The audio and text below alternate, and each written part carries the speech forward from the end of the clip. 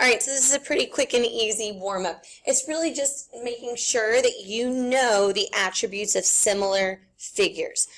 You're like, wait, similarity, we did that before winter break. Well, when you dilate a figure, an enlargement or reduction, you are producing a similar figure, as long as you're dilating proportionally, which in this class so far, everything has been proportionally. So anyways, this figure has been dilated about point C, and it wants to know if angle B is congruent to B prime.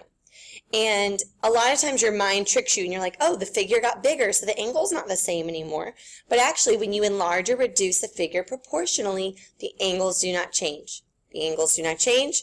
The angles do not change. So, number 1 is true because the measure of the angle of B is the same, I promise, as the angle of B prime.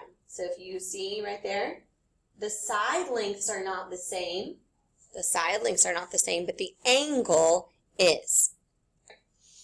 Number 2, those are segments, a distance from the center of dilation.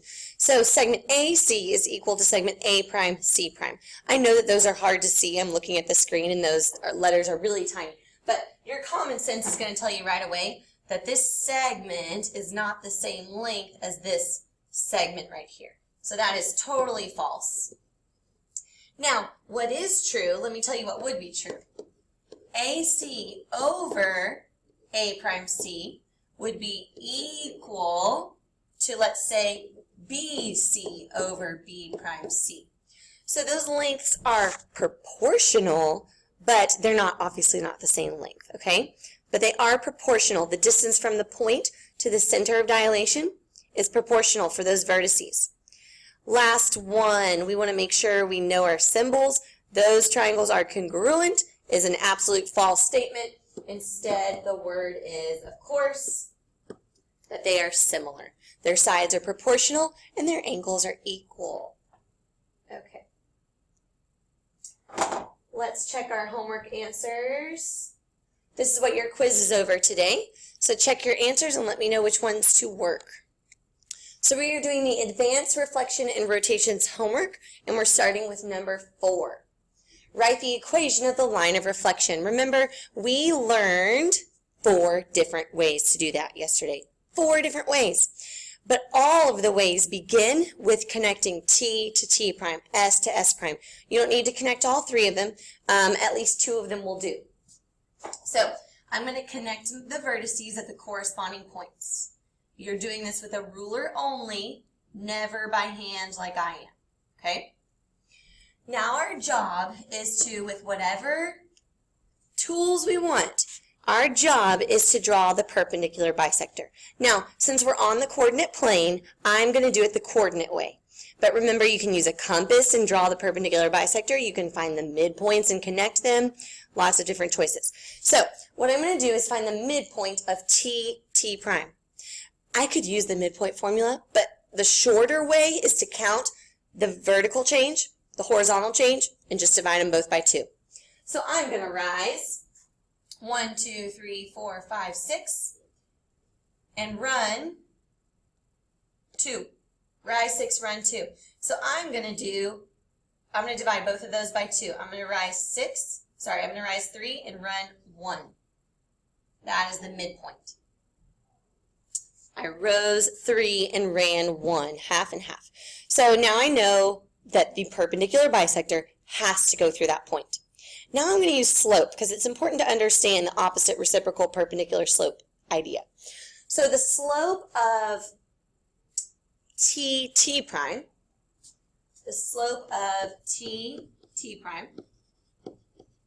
is, let's see, negative 6 over 2. So it is negative 3. I know that if 2 lines are perpendicular, then their slopes are opposite reciprocals. So I'm going to find the opposite reciprocal of negative 3.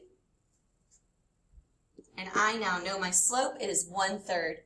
I'm going to start here at my dot, and I'm going to start counting.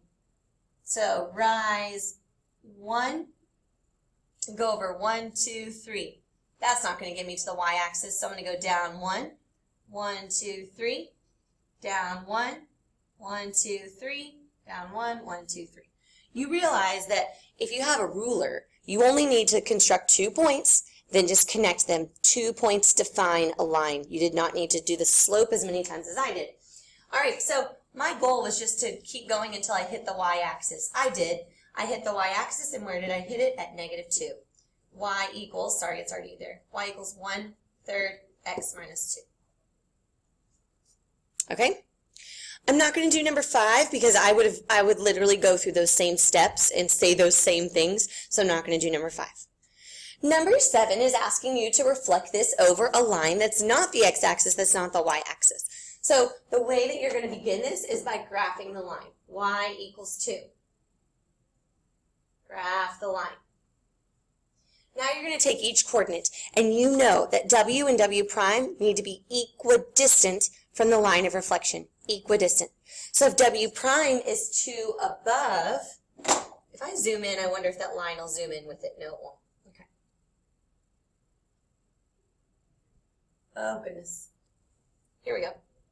So if W prime is 2 above the line of reflection, then W is going to be 2 below the line of reflection. X is, let's count, starting at the line of reflection, 1, 2, 3, 4, 5. This is 5. So I'm going to go 5 below. 1, 2, 3, 4, 5. And that is X. I went 5 below. Y is 2 above. This is just 2. So I'm going to go 2 below. Y prime was 2 above, so Y is 2 below. Z is a little bit different. Z is already below. Z is 1, 2, 3, 4, 5 below. So I'm going to go 5 above, starting here. 1, 2, 3, 4, 5. Z. I'm going to use a better color for this. So now if I connect my coordinates, I now have the same figure, but reflected over the line y equals 2. So taking a look at this figure, is that an enlargement or a reduction? Easy stuff. So you look at the A, you look at the A prime. Obviously A prime, that figure is larger, so it's an enlargement. Good. What is the center of dilation?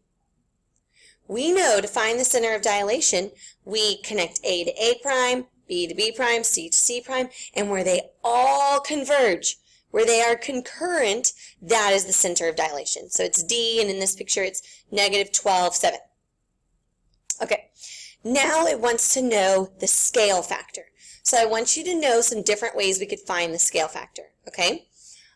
One way we could find the scale factor is, this would be the easiest way. We count this, and we put second over first.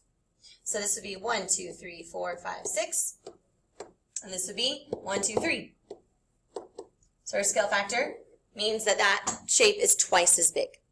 What I would not, the second way I wouldn't do on this figure, so I'm not going to show you the second way yet. Okay, so that's that figure. This is the figure I want to show you the second way. Okay, on this figure, if I asked you to find the scale factor, you're kind of in trouble. None of those lines on the sides of the triangle are vertical or horizontal. None of them are. So you cannot count. So you could do Pythagorean theorem. You could count the rise and the run and do a squared plus b squared equals c squared, but that's pretty laborious as well. What you can do in this problem, because of how it's situated on the graph, is something we haven't done much in class. Here's our center of dilation. Call of duty. Anyways, there's our center of dilation. The scale factor also works with the distance from the vertices to the center of dilation. I hope that's not going over our heads. So what I'm saying is, what's the distance from x prime to the center? It is 1, 2, 3. What's the distance from x to the center? Right here. 1, 2, 3, 4, 5, 6, 7, 8, 9, 10, 11, 12. So I'm putting second over first, but these are not side links. These are the distance from the vertices to the center of dilation. And this works just as well. It's actually the definition. It actually works better. It's what you're supposed to do all along. So the scale factor for this one would be 1/4. That figure got smaller, and it got smaller by a scale factor of 1/4. Okay, this one was asking, does this picture represent a dilation? Does this picture represent a dilation? Now, we know that to be a dilation, when we connect the vertices, all of those segments, all of those lines should be concurrent. It means they should all intersect at one and only one point.